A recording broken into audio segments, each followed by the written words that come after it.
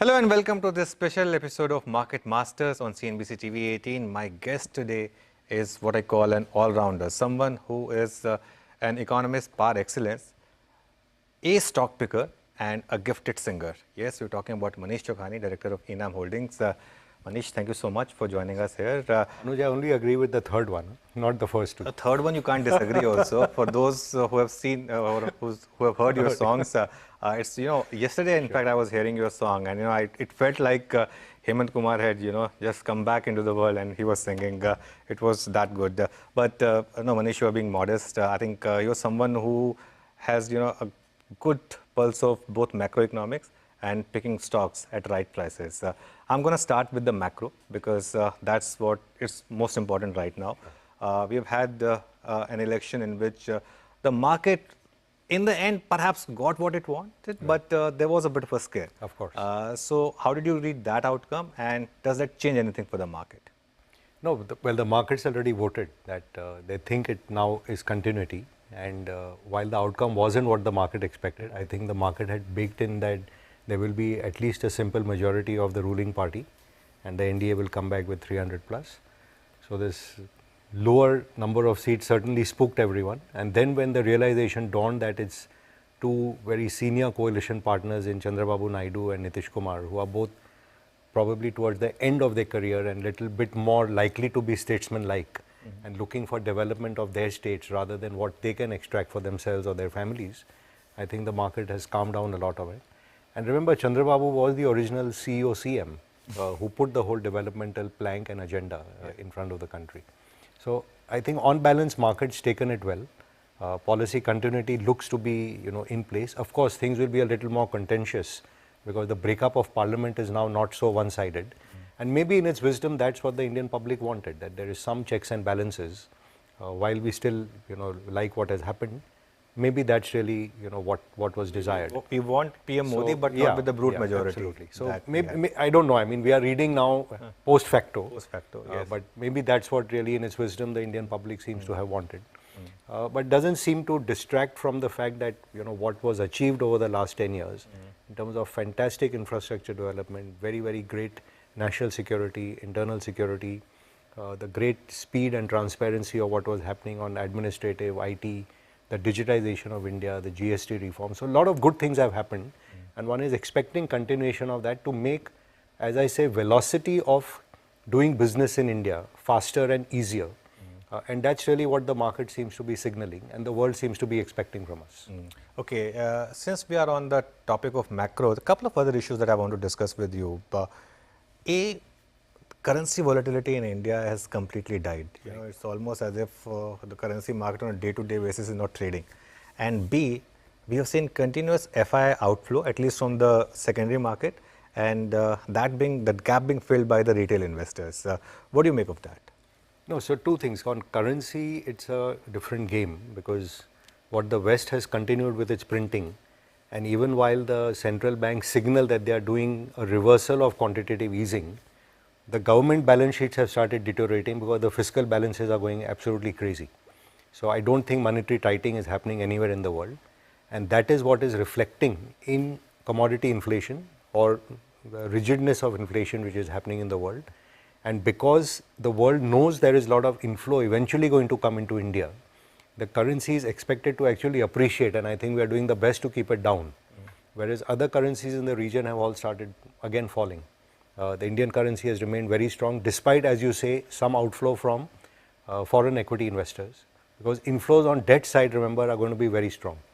And it's almost inevitable in my view that the equity investors from overseas who are waiting for a break in Indian prices never got it. But any dip in this market, I think there's a wall of money heading our way. You say that because of the bond inclusion? Bond inclusion has happened in all the indices, and I think a series of that will continue. And same way in equity indices also, it's almost inevitable that India's weightage starts going up because our the index share compared to GDP share, I think lots more, we're still like barely sub 2% on the indices. And remember, markets tend to vote on future profit potential of our economy. And the Indian economy at 4 trillion and whatever 5% profit share at 200 billion is not the sum and substance of what India will make. So over the next decade, definitely I expect our currency to be substantially stronger. It has to be actually a freely traded convertible currency, and moves are already being tried in that direction. But I don't think that day is very far where you'll be able to go out and actually not say I have to carry a euro and a dollar with me, but hopefully you could go and do all your buying overseas using Indian rupees. But anyway, that's for later. That's for another day. You said that FI money will soon come to India. When will that come? Because we've been waiting for that. So, well, I was listening also very keenly to the Morgan Stanley folks who really have an edge on this. But and I was also in Europe, last few weeks.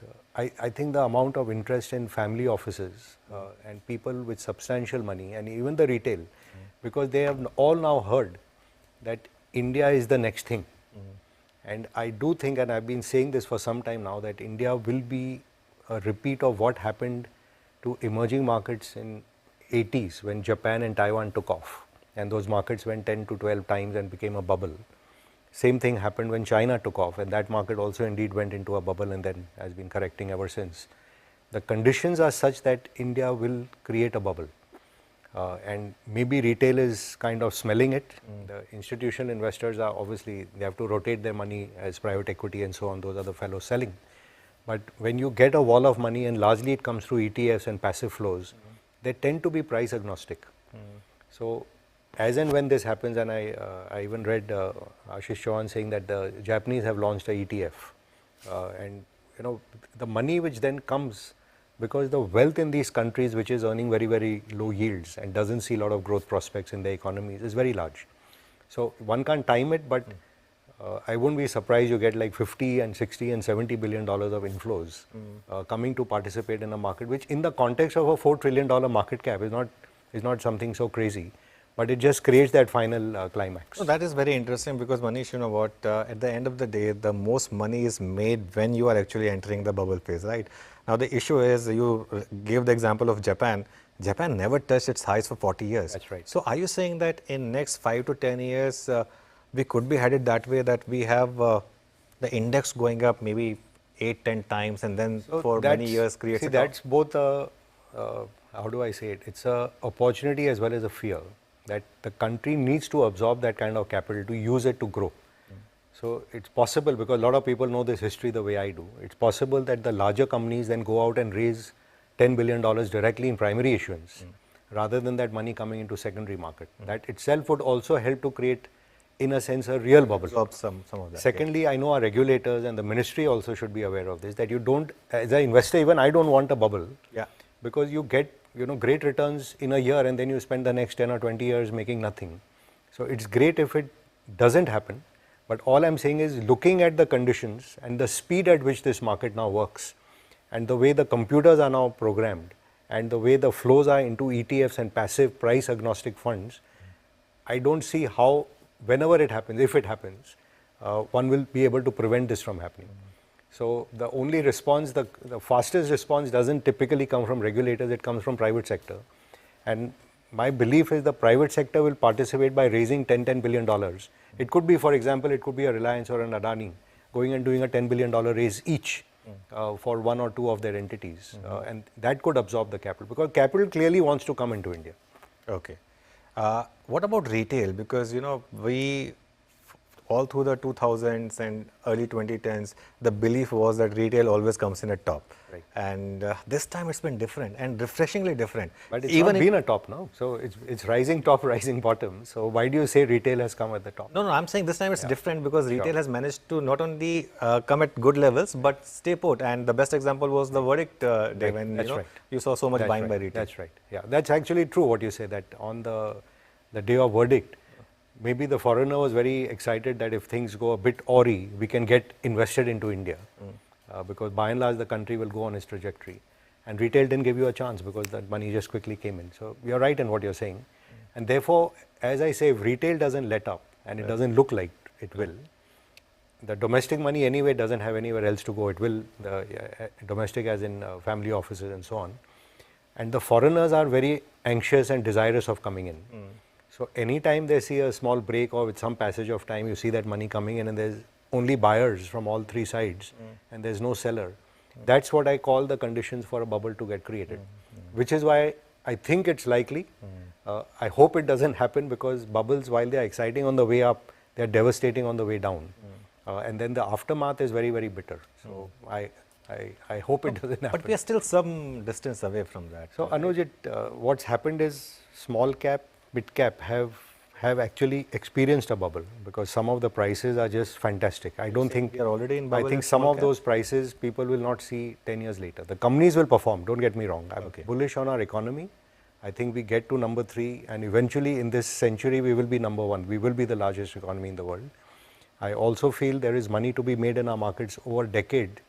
We make 3 to 4 times on the index every decade, depending point to point. But if from this point you think on mid cap, small cap, you have to make money, you have to think of a decade ahead. I don't think over the next 3, 4, 5 years, you should be thinking I'm going to make this kind of return here. The index, however, and why we are still okay, is the index constituents haven't really participated. So the larger ones, as I said, the Reliances, the IT, the banks in particular, they haven't participated in this.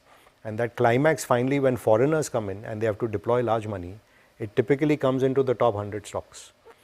And that's when you finally get the parabolic rise. No, that's the paradox, right, Manish, right now, because for an investor, you might be thinking an HDFC Bank right now perhaps represents a far better value than, say, a defense stock or an EMS stock. But, an EMS stock has still given you 30% returns in 3 days, and an HDFC Bank is still where it is. So, how do you make that decision in that case? So, look, if I look back 3 or 4 years ago, I remember on our shows we would talk about exactly EMSs or PSUs and so on, and they were dismissed that the these hated are space. inferior businesses, not good businesses and so on. And it's from those spaces when the earnings get delivered and the surprise comes that the P also changes. So you got a double effect in all the spaces that we talk about. PSUs in particular have led actually this rally. Power, infrastructure, real estate, which were the hated stocks of the last cycle of 2008, have actually led in this rally because in cyclical upturns, these are the types of companies that perform. Having said that, as an investor, you should always be thinking what's the hated space in the market today, not what was great yesterday or 1 year ago or 2 years ago. So from that perspective, again, I draw back to history. Infosys was a great business in 2000. The stock did not perform for 10 years. The business did brilliantly well. The stock did not perform for 10 years. Prior to that, Hindustan Lever has experienced it, where the stock did not perform for 10 years, from 98 to almost 2007 or 8. And similarly, Reliance also, which had led the 2007 bull market, did not perform for 10 years and then it quadrupled in this last period. Yes. So a lot of these companies, as I say, they have done well, they will continue to do well, but the stocks may actually not do as well in the coming few years. That gives you a chance, if you indeed want to rotate, to go into something which is a little bit more hated today, because if this market is going to continue climbing, it's a rotational market. It's not only a sector which can lead. It will keep rotating from sector to sector, and therefore the final climax has to be made where people haven't participated. And the largest money, in a sense, has to get made in financials, because that's where the bulk of the index weight is also. All right. Well, let's do one thing. Let's take a quick break. We'll come back and resume this conversation with Manish Chokhani.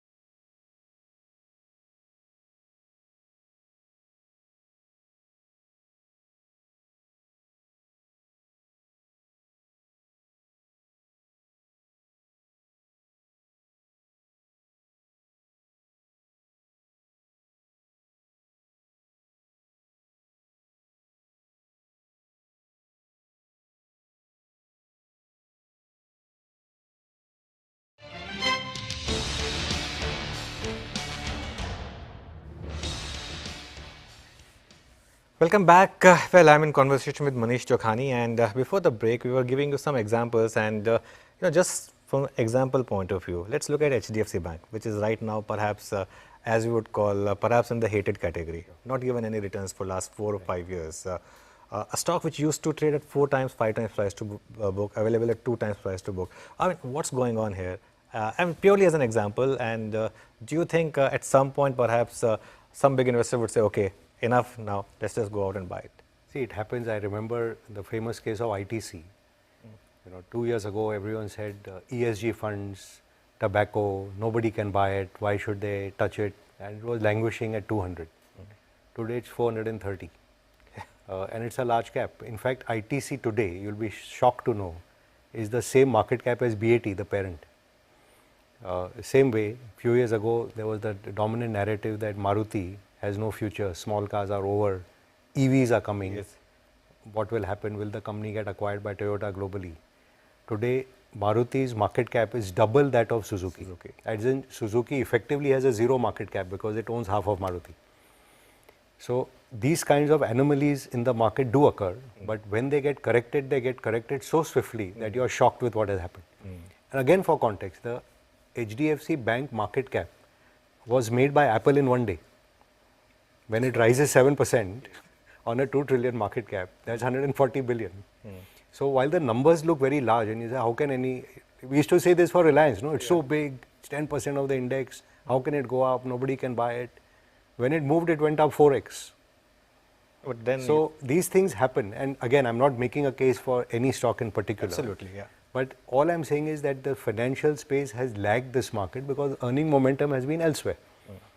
It was a lot of correction which happened, and largely the excitement was PSU banks because they went from whatever 25-30,000 crore profit to almost 2 lakh crores. There was a time when HDFC Bank was equal to the entire PSU banking space. Yeah. That was also a reality. And today it seems to be swapping. PSU banks profits have gone up, multiples have not gone up because still the old fear is there of telephone banking. But if the narrative of PSUs is true, that they are now run efficiently, there's no more telephones coming in from Delhi or wherever, and if we can buy HAL or BEL and whatever on 40 multiples, it doesn't stand to reason that BOB, UBI, Canara would continue to trade at 1 time, 1.2 time book or 7 time multiples. So these things will change over time, but it's as an investor you have to have patience to, as I said, you buy mispriced odds.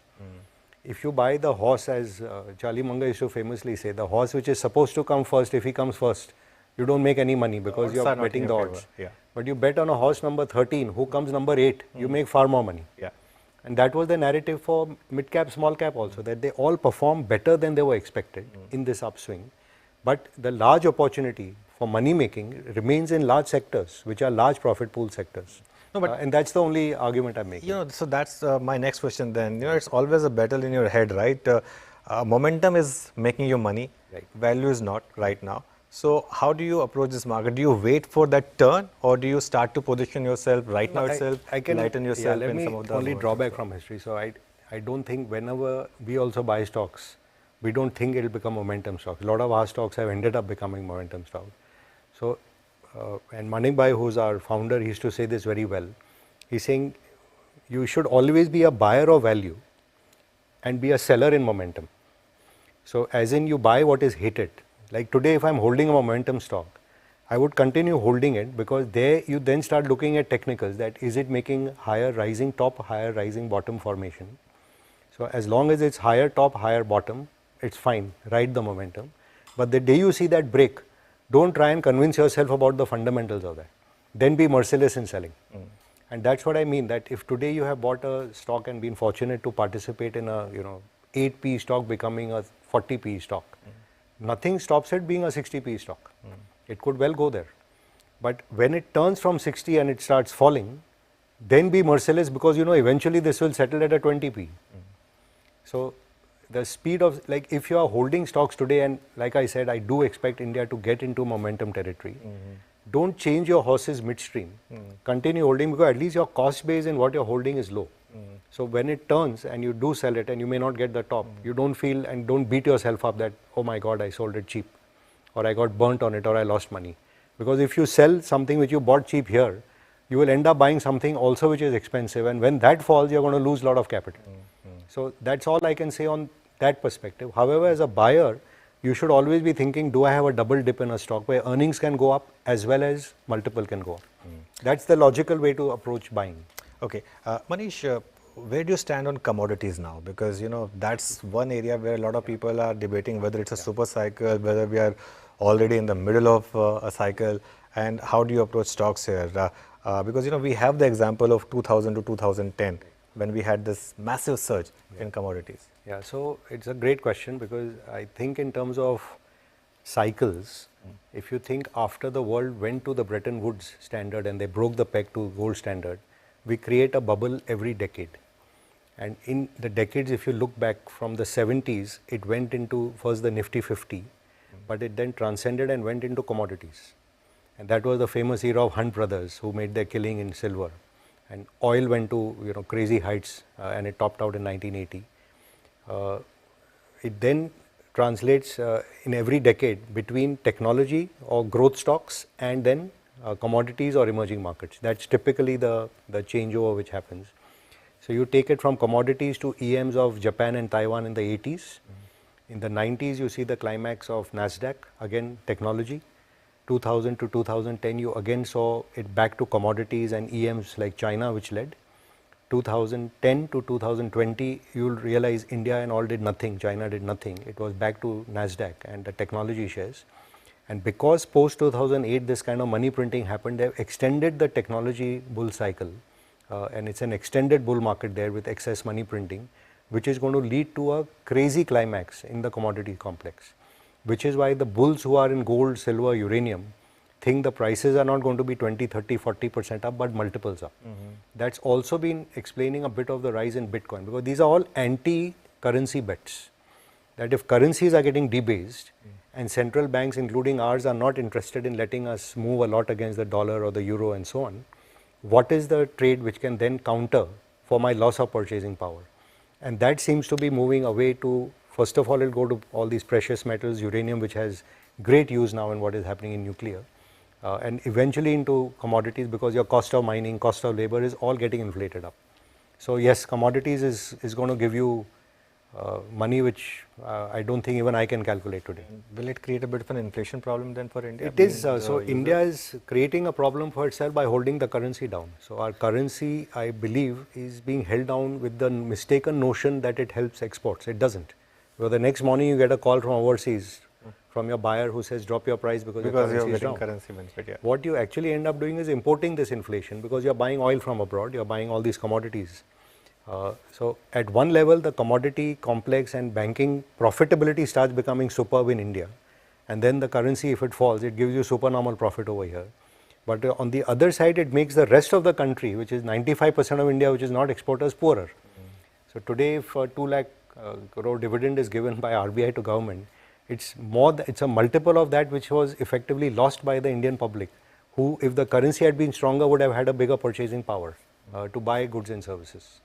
So we'll see how this plays out, because eventually that arsenal of 650 billion is not there to provide dividends, it's to provide stability and price stability to Indian public. And I'm hopeful that RBI will be able to, as they have, manage the inflation issue very well. Yes, that's a topic which is very close to Manish's heart, and every topic this will come out, and we can have, of course, a longer conversation on that. But one last question then. You said tripling of index every 10 years. That should be your broad horizon. We're at 23,500 roughly thereabouts. So in 10 years, we're talking about 70,000? Yeah, look, from whichever point to point you'll take, you'll go 3 to 4x in every decade. There will be periods in between where you look point to point from the high to the low and say, this is all crap and I wish I wasn't in this market. And there'll be points you'll say from bottom to top, you'll say, wow, there's nowhere else to be. Reality is, the market will give you return equal to the underlying rate of return of equity which the company makes. Earnings growth. Which by and large is 15-20%. It can't be more than that. And that's what gives you that 4x in every decade. If you're lucky, you buy the best performing sectors and stocks, and fortunately some investors have done much better than that over time. But as an index level, if you multiply your money 3 to 4 times in every decade, that's good enough. In fact, oddly, that's the return gold has given for continuous series of decades. So it's really an anti-inflation hedge again. You have to buy equities when you think there's inflation. You can't be in fixed income. And it is a young country. We should be taking risk. We should be putting a lot more money into equities as a country. And I'm glad that the Indian public has made enormous money in the last 4 years. And that is setting the stage for this economy to grow faster over the coming decades. And as I said, the century does belong to our country. We are young, we are willing to work hard, and there's no reason that our progress can be halted. Absolutely. And Nitin Kamath, in fact, put out the data that, you know, among his clients, they've already made 50,000 crores. Wonderful. And sitting on 1 lakh crores of unclaimed profit. Manish Chokhani, always a pleasure talking to you. Thank you so much for joining us. Thanks for inviting me. Well, that's all we have on this special edition of Market Masters.